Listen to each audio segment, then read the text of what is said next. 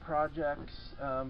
One of the joys when you have an older bass boat is you get to work on them, and actually it's not a big deal. I kind of actually like it, as long as it stays dependable during the summer. That's what matters.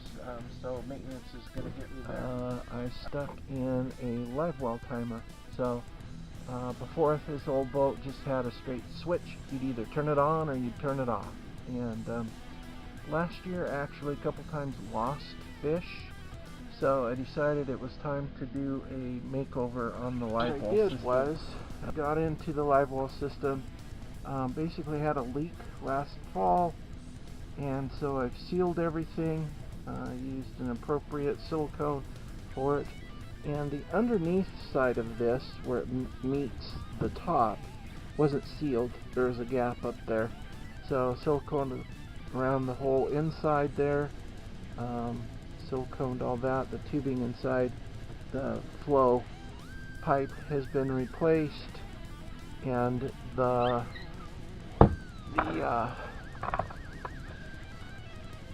tubing that goes back to the pump's new, brand new Livewell pump, but it looked moldy. It didn't look very good, and the plastic itself was getting gummy. So I figured it was going to be about $150, and you know, I want to buy good quality stuff, but that just seemed a little excessive to me. So I went to Lowe's and found this vinyl tubing. It's NSF rated, meaning it's safe for drinking. It's reinforced, and so I decided to go this route. It's not as heavy. This is rated for 80 psi, where the other was rated for 250 psi, but honestly, you're not going to get that kind of pressure. Here we need to get some more air into the system, so I've done some research, and you're going to see here in a minute, created a Venturi system to suck air in. This component we're going to make our vortex. We're doing an upgrade on the Livewell system in the boat, and we need to get more air in.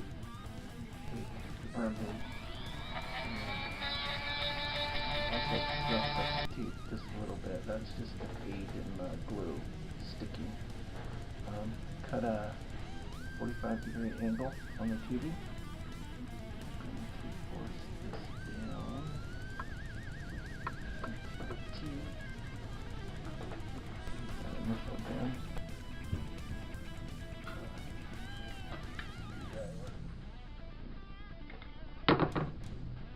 Now, let it slide in.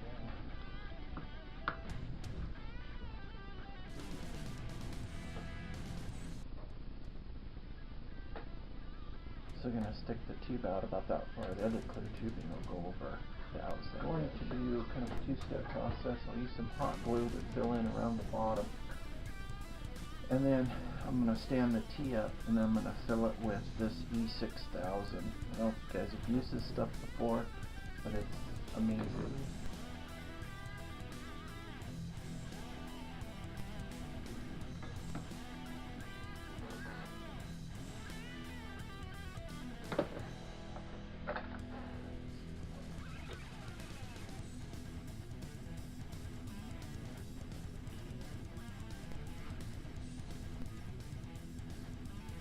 But our water stays pretty cool up here. If you see water into the 70s, that's kind of extreme.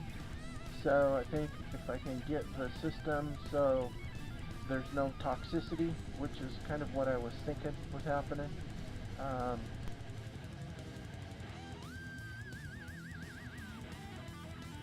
You know, $45, $50 by the time you pay shipping to get those vents done. I realize that they've got a little scoop on the front to kind of promote air coming in when the boat's running, and dispersing basically out the backside. There's a little divider in there. But I also did some research too, and found out that if air flows over the top of a hole, it usually will create a vacuum and it will get some of the gases out of the live well. So what I did is I found these.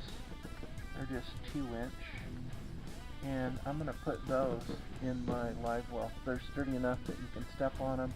They're made actually for a shower, so you won't have any chance of busting. Quantity of water, I just got to get the quality of water up.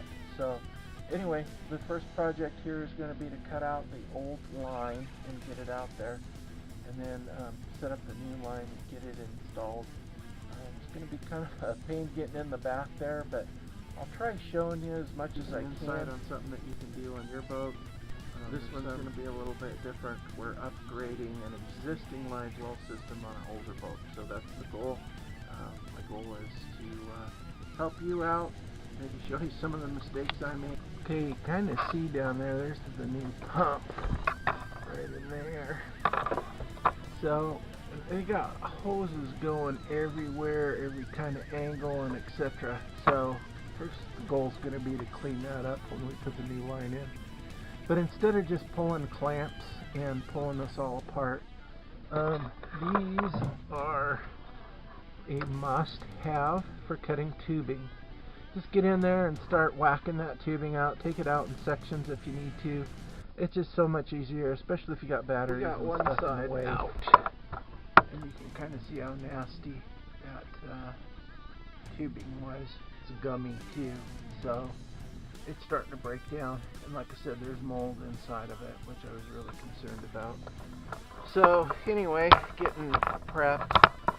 Got this piece, which is going to go from the drain on this passenger side live well to about the center of the boat, and then I'll run from this part of the drain over to the driver's side live well and run the tube back. A couple pointers just want to point out to you to make it easier.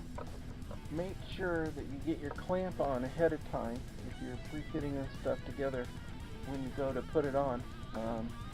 Nothing more disheartening to get it pushed onto that barbed fitting and then end up having no clamp. Make sure that your clamp is positioned the right direction too. Nothing harder than to try to get a screwdriver or whatever on there if it's facing the wrong direction. Another point too, one of these little screwdrivers like this are just fantastic. You can't get a like a cordless in there, so one of these is great. The other thing too is limited power, enough power to get it tight, but not too much power to end up. What this is all about, helping you out, making it easier. So maybe you can learn from a few of the things that I did wrong, right, and make your project a little bit easier. Okay, we've got everything in there. See the hose going back. I did not. I left about a foot of hose on the aerator. Reason I did is I couldn't get to that clamp, and that 90 won't turn. In fact, it kind of loosened it up, so that almost concerns me a little bit. I hope I don't have a leak there. I may end up pulling that live well pump and just double checking it. But drain tubes go in, everything comes up here to T's. Let's see, down in there.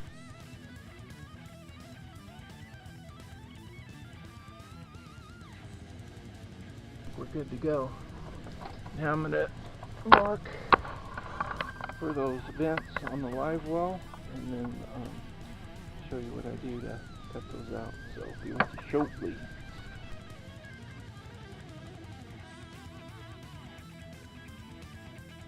Okay, so I did some measuring, and I'm going to come up 11 inches from this edge here and over 4 1/4.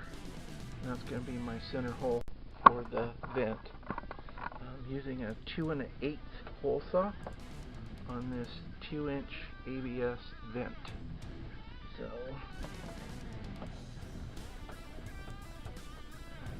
this here. So 4 1/4.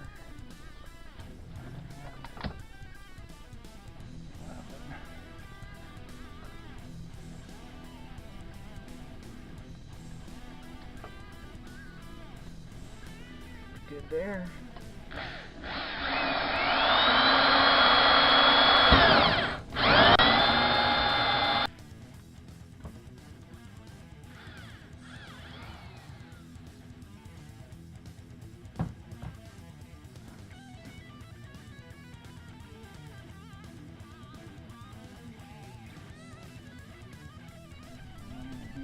Silicone. That I'm going to put silicone on the edge of the plywood there to give it a little bit of a seal. Use some more silicone on the dent.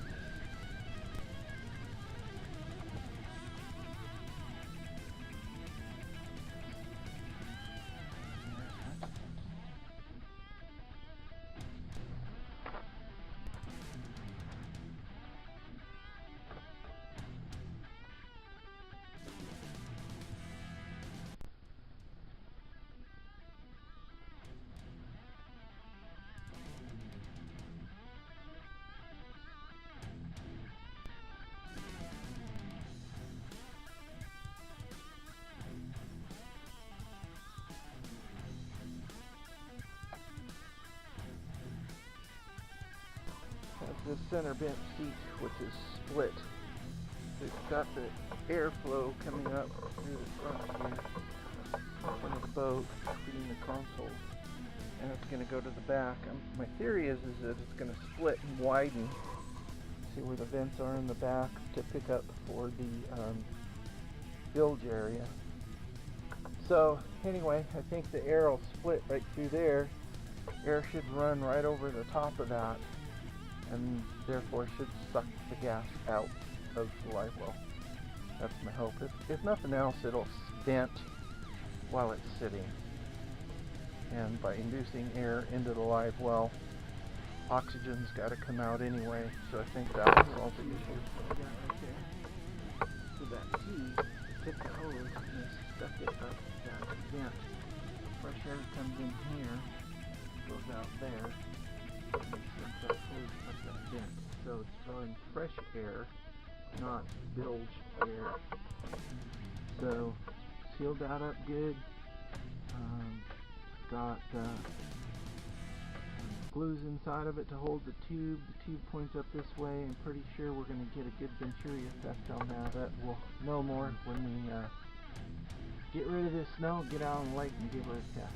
I'll do an update, follow up on that just to make sure. So anyway, that's my wintertime project.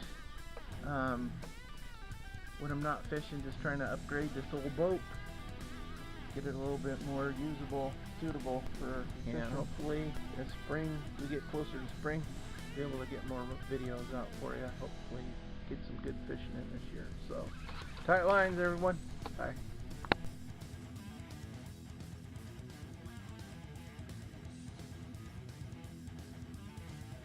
Okay, so here's a little follow-up to my video. So I bought this deal. It's called Easy Pump, and it goes on the back of your boat. It sits on the transom, and with this part level with the transom, obviously that other part hangs down in the water, and it scoops up water for your live well pump while you're running. So us with the older boats don't have recirculation or something on it. It's nice to still be able to get some fresh water up to the pump. So while I was putting that on, I have a tendency to want to make sure that things are really good and snug. So I ended up going one turn too much and busted this piece off right at the pump. So I wanted to change that hose anyway, I guess. So by busting the pump, now I guess I get to change the hose. So I guess that. So I bought another one, another live well pump. This one's 100 gallons more. was kind of hoping to get an 800, but all I could find is a 6 without having to order it. So anyway, this is what we're gonna now put on to replace the other new pump that I just put on and now is useless because the pickup tubes broke off of it. So anyway, at least it's not a real expensive part, and we did gain a little gallons, and I get to replace that hose, so in the long run it ain't that big a deal. It just never fails. Get her just a little too tight and kapop. So you got silicone on there and stuff, you don't need to get them that tight. So anyway, another little lesson learned. Hopefully I can pass it on to you and you won't end up doing the same thing I did. So just to follow up, thanks for watching.